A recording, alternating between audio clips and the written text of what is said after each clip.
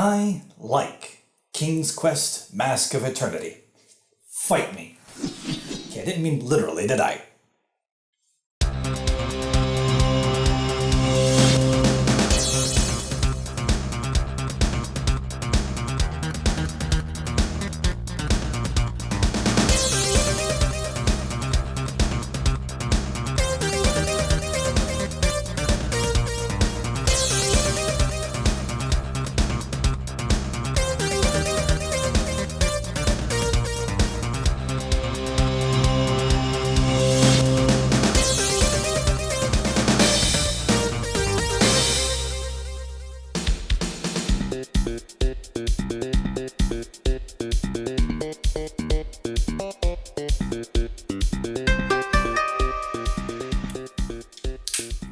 Well, actually, I suppose I should qualify that statement by saying I liked it back when I first played it sometime near the game's original release, give or take a couple of years.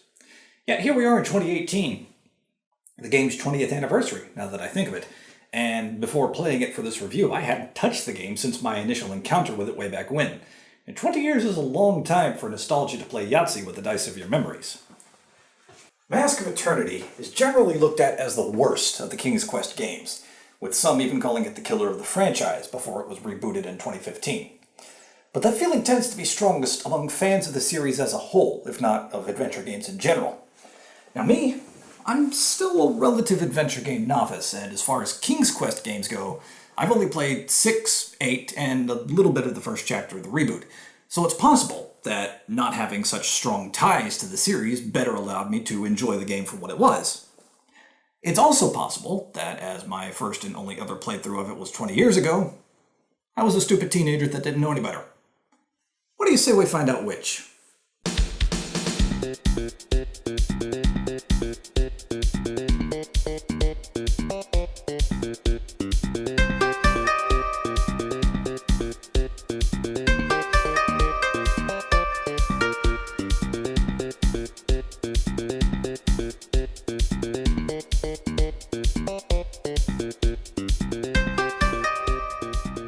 We open in Castle Daventry with King Graham talking with a page and being all, oh, what a lovely day it is to be in the Kingdom of Daventry and what have you, when they're suddenly interrupted by the magic mirror. Egad, King Graham, the magic mirror. Tell me, what does it reveal? Well, I mean, it's right there on the wall in front of you. How about you look and see for yourself, you lazy bastard? The mirror shows a vision of a man approaching the titular mask, and with a bit of magical energy, he... Oh, holy shit! He changed the color of his clothes! Everyone take cover! Hug your loved ones and hide! The universe is dead! Actually, of probably a bit more importance to the story, he smashes the mask into several pieces, most of which scatter across the world, and releases a wave of evil magic that turns everyone to stone. Before that, however, it's time to meet our hero, Connor, a knight of Daventry, who's also a tanner in his spare time, who stops by to have a pleasant chat with his friend Sarah, who... Wait, Connor! A sudden wind! Damn it, Sarah. We've talked about this. It's called a breeze. Sadly, before Connor can explain to Sarah the wonderful new magic called meteorology, the wave of dark magic hits and everyone is turned to stone except for Connor, who picked up a piece of the mask that happened to fall at his feet. With everyone petrified and defenseless, Connor begins to explore the village, and it's not long before he follows in the traditions of all great adventure game heroes before him. Namely by breaking into people's houses and robbing them blind, taking both their mushrooms, which can heal, and their gold, which is just kinda there, I guess. I mean, there ain't exactly a thriving market scene in Daventry at the moment now, is there? Continuing his exploration, he soon comes across... Sweet mother of Jigoku, what the hell is that? Oh, it's a unicorn. Oh, alright, okay, we're good. The unicorn has been uglified because a witch took its horn, and Connor promises to keep an eye out for it. The unicorn thanks him, and also mentions that there's a secret passage into Castle Daventry he might want to check out. Nearby, there's a tomb which houses the body of a dead knight. After killing the monster in front of it, the ghost of said knight pops up and tells Connor to seek out a place called the Dimension of Death. Heading back to the center of town, we come across a half-stoned wizard. And also he's partially petrified. Oh man, I am pathetic. Seeing as the wizard is the only other person around capable of speaking, and Connor has yet to have magic mirror service installed in his house, the wizard catches him up on just what the heck's been going on around here. surmising that the mask has chosen Connor to undo the calamity that has befallen the world. Yeah. Connor. Obvious choice. As opposed to someone with experience in these matters like, oh, I don't know, King Graham. Or anyone related to him. Then again, King Graham couldn't be bothered to look into a mirror which was warning him of danger literal inches away from his face earlier, so, hell, maybe the mask knows something we don't. To aid Connor in his quest, the wizard conjures up a magic map. Finally, I've been wandering around this damn village for an hour trying to figure out what to do. Now maybe I can finally get some kind of hint as to where to... Oh. I'd be very grateful if you could just fill it in as you go along. So it's back to wandering, which is fine anyway, because if we're going to be facing some evil dark wizard in a quest to restore a magic mask to its rightful place, we're going to need better equipment. And it's not long before we find an axe and a crossbow, some leather armor, and even a rope and a hook for climbing. We even find... Oh, shit, sorry dude. We're also attacked by several monsters along the way, including a figure in black armor who demands our mask piece. And with the combat difficulty set to normal, I soon started getting my ass handed to me. So it was during this time that I had Connor eat so many damn healing shrooms, I'm surprised I didn't put him on a permanent acid trip. Don't do shrooms, kids. With better equipment, equipped, it's time to take that ghost knight up on his advice and head for the Dimension of Death. To do so, Connor uses his new rope and hook to 60s Batman his way up to the roof of an abandoned church. Then, dropping through a hole in the roof, Yeah, don't worry. I'll have more to say about that later. Anyway, he finds an urn behind the pulpit and pushes it, which opens a door to the mausoleum across the way and reveals a portal to the Dimension of Death. Upon entering the dimension, however, Connor is attacked by some kind of shadow beast. With a being of such fearsome power standing in his way, Connor faces it the only way a hero of his caliber can. He runs like hell. He turns to the half-stone wizard for advice, who says he can conjure a spell of illumination which will disperse the shadow beast, but Connor needs to find a flame from a sacred place, the ring of a dead hero, and the ashes of a torch. the ring and the flame we can get from the town, from that dead knight's body and a candle in the church respectively. For the torch ashes, however, we have to travel to the castle via the secret entrance the, unicorn mentioned.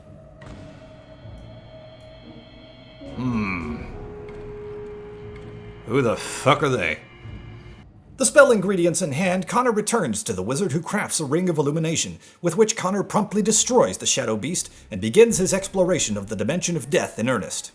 There he meets Azrael, who rules over this dimension. Or at least he did until his minions revolted and allowed chaos to reign supreme. Azrael gives Connor a key that allows entry into the rest of the domain, and says that in order to continue on his journey towards the masked sanctuary in the realm of the sun, he'll need to find the exit portal across the River of Death. The Dimension of Death is, for the most part, one giant maze, with passages filled with specters that drain your life, the occasional zombie, and skeletons that would like nothing more than to wear a nice new Connor suit. In one of the passages, Connor finds another knight from Daventry, who hasn't been turned to stone because shut up. It's not like it did him any good anyway, as he's currently a bit perforated. He mentions he was searching for the Hammer of Azrael, which is necessary for getting across the bridge spanning the River of Death. He also beseeches Connor to find his kid sister, who apparently followed the knight into the portal.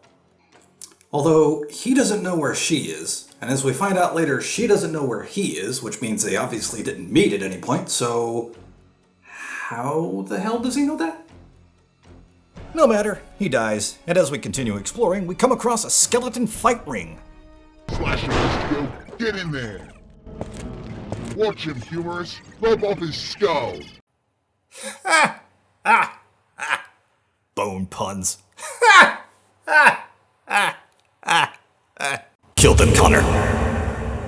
Back out in the main maze, Connor hears someone crying, and after climbing a wall into a blocked-off area, we find the knight's kid sister, who's looking surprisingly not dead for being in a realm full of bloodthirsty undead monsters. And come to that, how did she and the knight even get this far? Because the only reason Connor is here is because he has the key, which was given to him by Azrael, and the only reason Connor had for talking to Azrael was to ask for information about the mask pieces.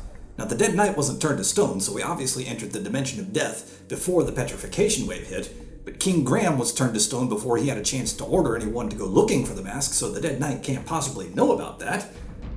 So why is he here? Why would his sister be stupid enough to follow him here? Again, why is she not dead? She's a demon child, isn't she? I bet she lured him here and killed him herself, didn't she? But no, she says she lost her way and got trapped in this room, so Connor, being the old softy he is, pushes a giant metal block out of the way and... Look at it! Do you see that? She freaking teleported! She is a demon child! I can run fast. Those monsters won't catch me. Well, of course they won't. You probably took all your brother's gold and bribed them, didn't you, you sneaky murdering little demon brat? Anyway, with the Hellspawn child safely on her way, Connor finds an actual prison area with rows of cells and, more importantly, a false door behind which stands an armored skeleton who guards the Hammer of Azrael. Or, to judge from how it attacks, Mjolnir. After a bit more wandering, Connor encounters a ghostly ferryman who gives us a bit more insight into the underlying problem of the Dimension of Death. There are pools of blood all over the realm, all of which comes from something called the Sacred Heart, which is wounded at the moment and needs healing. This can only be done by one who would be judged above all others, a being called the Deliverer. Okay. So what's the problem? Call Pizza Hut. They deliver to hell, don't they? Connor asks if he might be the delivery guy of destiny, and the ferryman says that to determine this, he must be judged against the feather of truth on the scales of justice.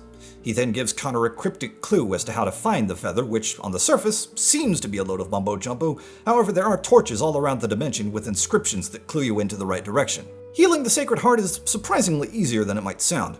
Using the clues given to us by the ferryman and the torches, we find the feather of truth, place it on the scales of justice, and lo and behold, they balance. And apparently, that's enough to not only heal the Sacred Heart, but to free Azrael from the chamber we found him in. To get a bit of a defense boost, Connor trades in his leather armor for some chainmail, which he obtains by knocking a skeleton off a tower.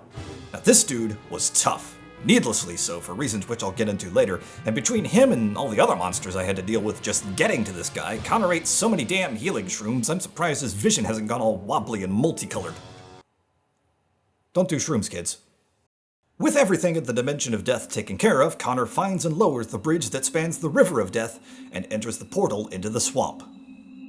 It was while playing in the swamp that I started noticing a theme with each of the different areas.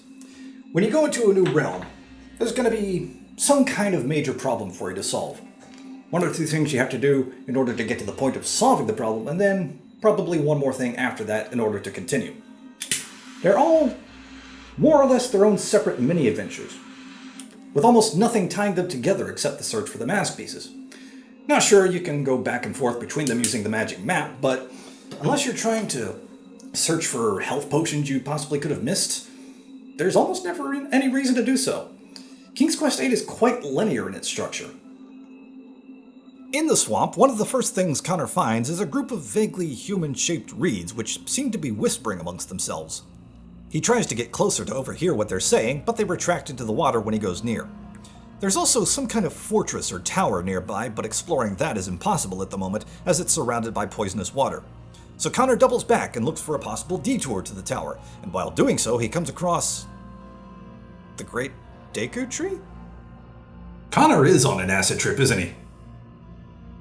Or maybe I am.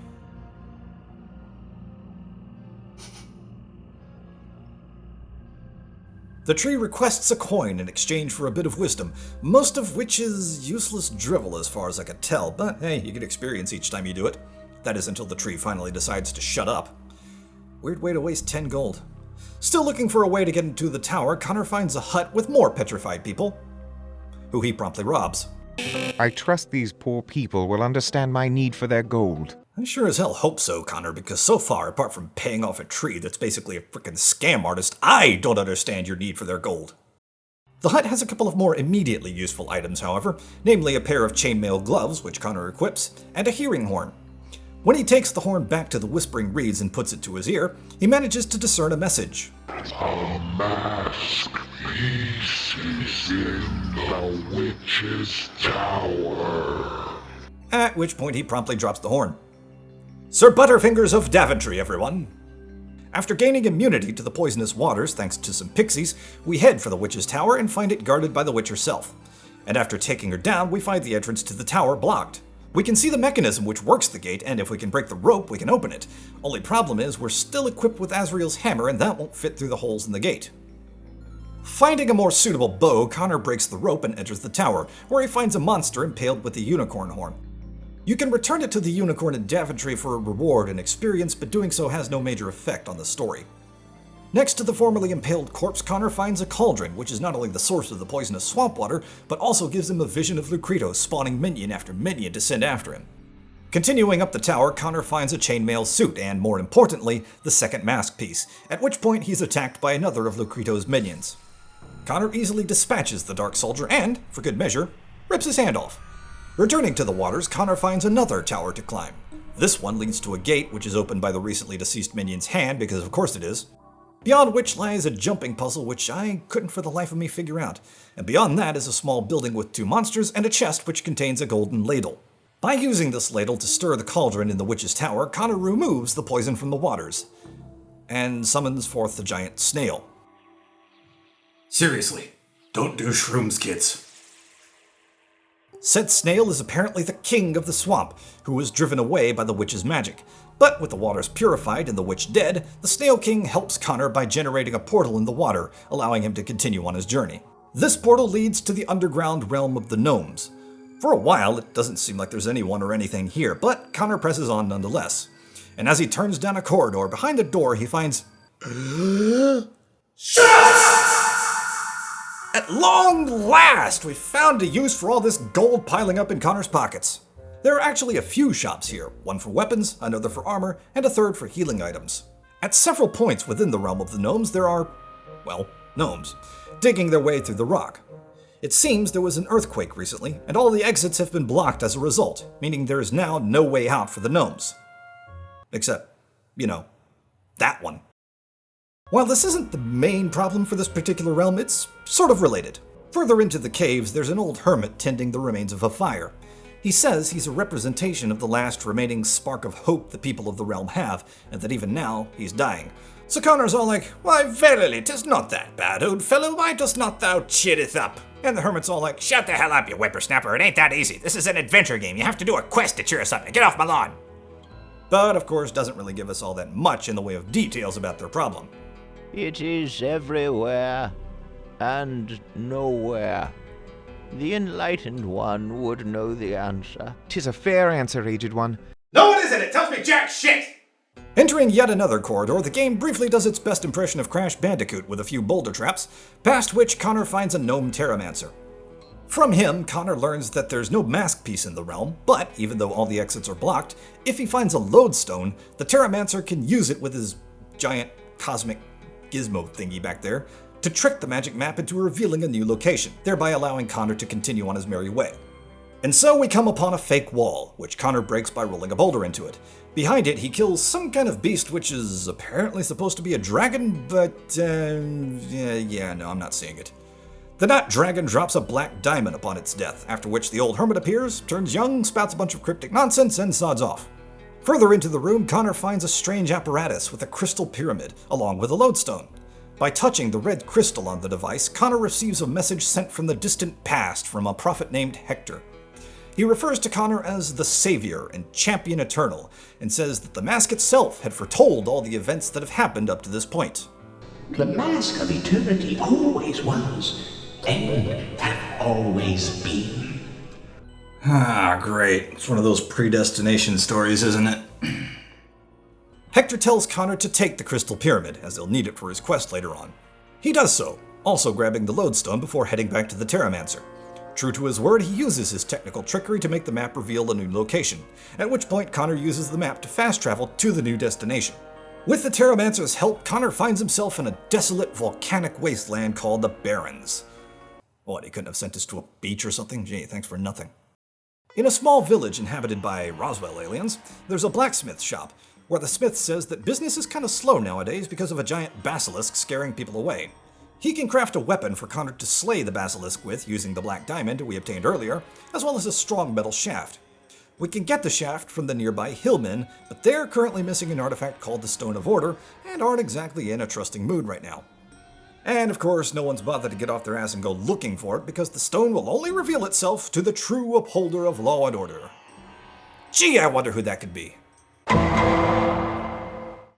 Yeah, that's another aspect of the theme of each area that I talked about earlier.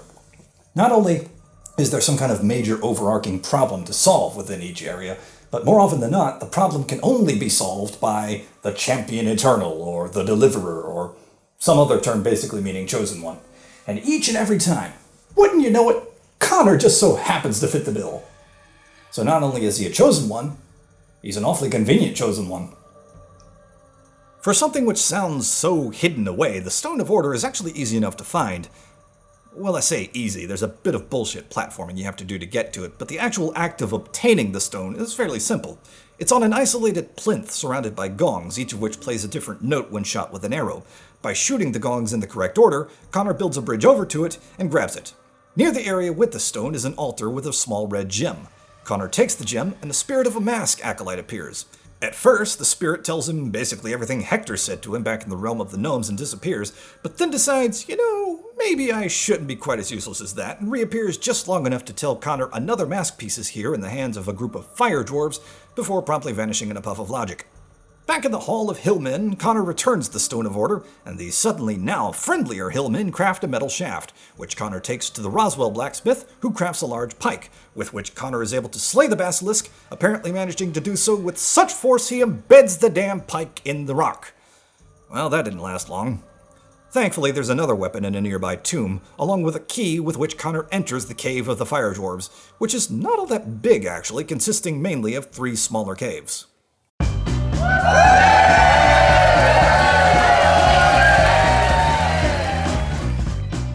In cave number 1, there's a chest which holds a piece of the fabled Mask of Eternity. But don't think you can just grab it and go, because there's another of Lucreto's minions to make things difficult for our hero. In cave number 2, we have a prison, currently holding a beautiful ice maiden that our hero sets free, as well as these 2 lovely caps that you can place on the prize we have behind cave number 3, a steam-powered elevator which will take you to an icy land called the Frozen Reaches, when you place the caps on the vents and fire an arrow at the switch. And hang on, wait a minute. We find out later that icy chick we rescued returned to the Frozen Reaches after she left. But if we're having to go through all this just to get that elevator to work, how the hell did she get back? Well, however she did it, Connor ends up in the Frozen Reaches as well, and no sooner does he step off the steam elevator than he sees another ice maiden under attack by a griff. He rescues that maiden and follows her to a palace in the ice. Ooh, a warm-blooded man. Ne'er have I seen one such as you. Keep it in your pants, lady. In the palace, we meet Frieza, the woman we rescued from the cells, who it turns out is the queen of the Ice Maidens, and who also apparently decided to have a quick change of clothes in the short amount of time it took us to follow her. The reason she was captured in the first place was because she was looking for her crystal scepter, which fell down the elevator shaft during a battle with a griff. She also says, under normal circumstances, the Ice Maidens and the Griffs live in peaceful coexistence, but the Griff King has been captured by the Lord of the Frost Orcs, and rather than go after him to try to rescue him like loyal subjects, the rest of the Griffs are now fighting with anyone and everyone, including themselves. Frieza says that to get to the Frost Lord's castle, Connor would have to cross the icy lake. The only way to do so is by riding her dragon, who will only fly if the rider is holding her crystal scepter. So, after dipping back down to the shaft to grab it, Connor mounts the dragon and crosses the lake. Here on this side of the realm, there are a shit ton of Yeti, all of which hurt like hell. Thankfully, however, Connor has managed to kick his long-standing addiction to shrooms. Only because he's now moved on to crystal meth. With the Yeti dealt with, Connor soon finds and scales the Frost Lord's castle, and overhears Lucreto bossing the orc around. After dropping in to say hi to a couple of guards, Connor grabs a key from one of them. This opens the prison cells back on the roof of the castle, one of which holds the Griff King, who is so grateful to you for releasing him, he promptly flies off. With the Griff King freed, Connor is ambushed by one of the Frost Lord's underlings, and after dealing with him, he kills the Frost Lord himself. Another chest with another mask piece lies behind a gate in the throne room. The gate is operated by a lever, but the lever appears to be missing. After making a new lever out of ice, we open the gate, grab the mask piece, fight another of Lucreto's minions, and we're on our way. Exploring the remainder of the Frozen Reaches, Connor finds a frozen pond, guarded by an invisible monster, which you can see by using a potion of reveal, in the one of maybe 2 instances the reveal potion is actually needed. Along with a sign which basically says to toss the red gem from the Barrens into the pond, after breaking the ice with rocks, to reveal a new weapon, a fire blade.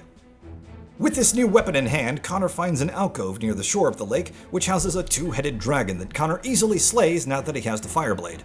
And behind the dragon, he finds a tunnel leading to a small grove.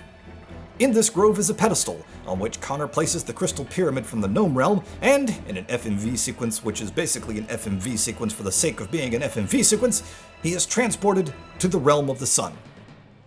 This is it, the final area, or should I say areas, since the realm of the sun is a multi-tiered level with 3 main areas and a final chamber, and as a whole, it was surprisingly easier to deal with than what preceded it. For one thing, there are barely any death traps anywhere in the realm, and as far as enemies go, maybe it's just me, but it seemed like there weren't nearly as many as in previous areas, and the enemies that were there weren't as much of a threat.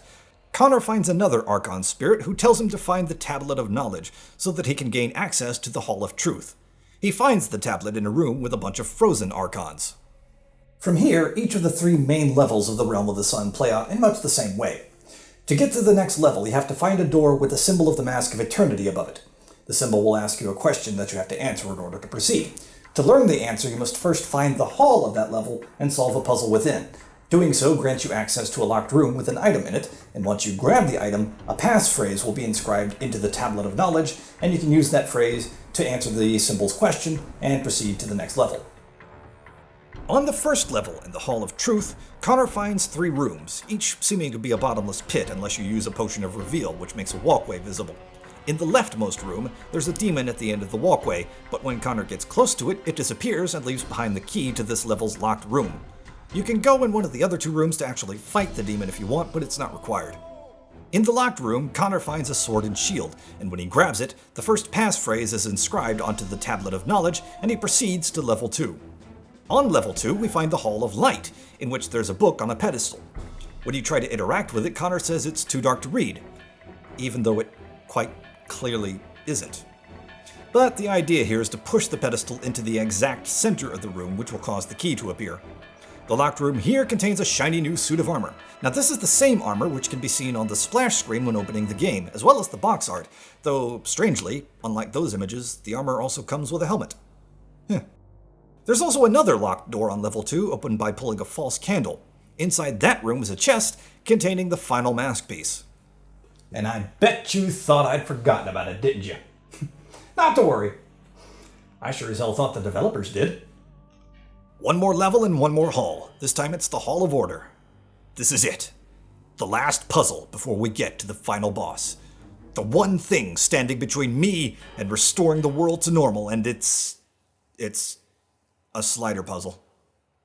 Well, that's it. Game over. Daventry's dead. Thanks for coming, everybody. Don't forget, have your pets spayed and neutered. See you next time.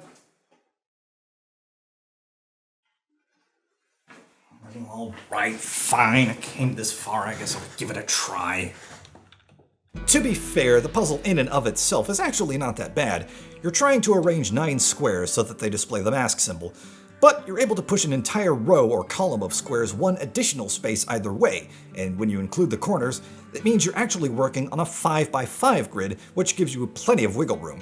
Anyway, we grab the final key, enter the final locked room, and take the Holy Grail because shut up, and proceed to the altar room for a boss fight with Lucreto that, once again, is much easier than expected and even a little bit repetitive. All you have to do is whack Lucreto once or twice to get him to disappear. Then, while he's gone, you approach the altar and place one of the pieces of the mask upon it, at which point, in a sequence during which you have no control whatsoever, Lucreto pops back up and attacks you, and yes, you do lose health from this unavoidable attack, which is annoying as all hell. Anyway, lather, rinse, repeat until you've placed all 5 pieces of the mask on the altar, at which point a portal will open. Just keep thwacking Lucreto until you knock him back into the portal, then sit back and enjoy the ending cutscene of the evil magic being undone, and life returning to normal in Daventry, all thanks to our hero Connor, who has all of a sudden lost his helmet. Holy crap. That has got to be the longest plot synopsis I've ever done. 30 minutes for 15 hours worth of story. Well, actually, probably a lot less than that, because a lot of that time was spent just running back and forth repeatedly, either trying to get this item to this character, or basically just trying to figure out what the hell to do. So, after all that rambling, what are my thoughts on the story? Well, let's start with Connor. Personally, I like him. I've seen conflicting sources detailing whether or not he's a knight or a simple tanner or both. I'm personally leaning towards both, and as such, he's brave, as a knight should be, but without showing too much bravado. He had enough sense about him to know when to turn tail and run if the situation called for it. And, for a simple tanner who presumably doesn't have as much experience with the odd or the bizarre as, say, the royal family of Daventry, he was surprisingly cool-headed in situations like meeting the Lord of the Dimension of Death. He hit all the right notes for me, and I think he's a perfectly acceptable protagonist.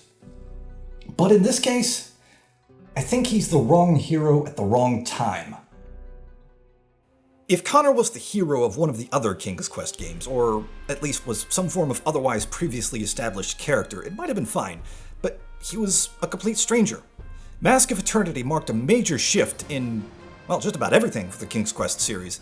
It was the first game in 3D, the first to focus heavily on combat rather than puzzle solving, and Daventry was barely featured in the game. It absolutely needed to have King Graham, or at least someone from the royal family, as the main character to at least try and reassure the fans that, yes, this is still the same game. Now yes, at one point King Graham himself was a complete stranger, but that was in the first game of the series. It was a brand new experience. People didn't have any prior expectations to go on, so he had a chance to establish himself. What probably also didn't help matters for fan opinions is that, technically, King Graham is in the game. For all of about 2 seconds. Before the game goes, hey, you know that character you really like? Too bad, he's a rock now, have fun playing this loser. As for the story itself, it's told decently enough, but there weren't really any major surprises or unexpected developments, and to be honest, I'm starting to be increasingly less of a fan of the whole predestination chosen one concept in games, at least in linear games like this one where there's only one ending, because once you get to the end and save the day, it's like, okay, but according to the Mask, we knew that was going to happen, so what was the point? Speaking of the Mask, for being, the thing the whole damn game was named after, I felt like it was treated almost as an afterthought. After you talk to the wizard in Daventry, it's scarcely seen or mentioned throughout much of the rest of the game, and when it is brought up, I would think, oh, yeah, that's a thing we're doing, isn't it? And would promptly forget about it a short while later. The destruction of the Mask brought about a cataclysm which supposedly affected the entire world, not just Daventry, and I would have liked to have seen more evidence of that. And while I'm not saying this was necessarily the case, even the way the final Mask piece was found in the last level of the game just sort of came across as a last-minute decision, almost as if towards the end of development the designers went, oh, shit, we've still got a final Mask piece we haven't hidden. Just stick it in a room over here, it'll be fine. Even though there were 2 perfectly good realms they could have hidden it in beforehand. Something else that didn't help my opinion was the fact that Lucreto, the person that was being built up throughout the game as being the major villain, was not all that much of a threat and was really kind of one note for me. Come to that, Connor didn't really evolve much as a character either over the course of the game. He started as a noble hero, he ended as a noble hero, and his resolve was never tested. He never had any moments where he doubted his ability. Still, I felt like we got more emotional range from him. He was hard when he needed to be, yet caring and gentle when the situation called for it, whereas Lucreto was just, "Wahaha, I'm Mr. Evil," the whole way through. Now, I do intend to go into specific details as to my thoughts on the gameplay and the aesthetics as usual, but unfortunately it's going to have to wait until next time. This was one of those games where I felt that my thoughts on the story would require a full synopsis of the whole plot, and what you just heard was as short as I could make it, and I feel like tacking on the aesthetics and the gameplay as well would make the video overly long, and I'm trying to avoid doing that with my reviews if I can help it. So, next time we meet, we'll conclude the review and find out just where Mask of Eternity goes on that wall. In the meantime, I invite you as always to comment, like, share, and subscribe. Onegaishimasu, and thank you so very much for watching. Jikai made. Sayonara.